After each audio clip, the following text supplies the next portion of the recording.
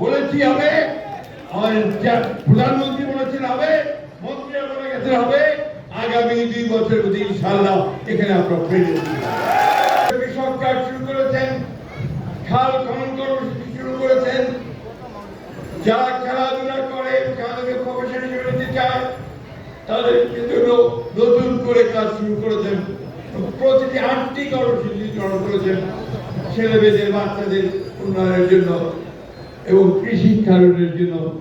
সব দেশে একটা উন্নয়নের একটা জোয়ার বইতে শুরু করেছে। সেই নেতা জনাব তারেক রহমান সাহেব থাকবেন। নির্বাচনের পূর্বে যখন এসেছিলেন তখন তো অনেকগুলো দাবি দেওয়া ছিল,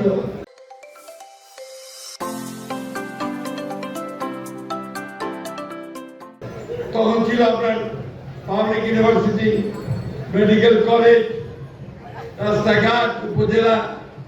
কিন্তু যখনই আমাদের লোকেদের দাবির মুখে উনি বললেন যে এয়ারপোর্ট হবে, বলার সঙ্গে সঙ্গে সমস্ত মাঠ আনন্দে উদ্বেলিত হয়ে গেল।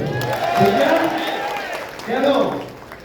ওই লোকগুলো কিন্তু কেউ সহজে বিমানে উঠতে পারবে না। পারবে কি? তার বিমানে উঠে পারবেন? পারবে চাওলা ভাতের। কেন? এটা আমাদের গর্ব, আমাদের প্রাইড, আমাদের গর্ব দেবে থাকবে একটা এয়ারপোর্ট আছে, ঠিক না? এটাই একটি মূল কথা। আজকে আমাদের মাননীয় অতিথিরা, আমাদের অত্যন্ত প্রিয় মানুষ, বাংলাদেশের সকলের কাছে আমাদের বিমানমন্ত্রী আফরোজা রিতা, আমি থেকে সকলের রিতা বলে ছোট বোনের মতোই সবসময় আমি জানি। আমাদের মিল্লাত, আমার মেয়ের চাচা হয়েছে।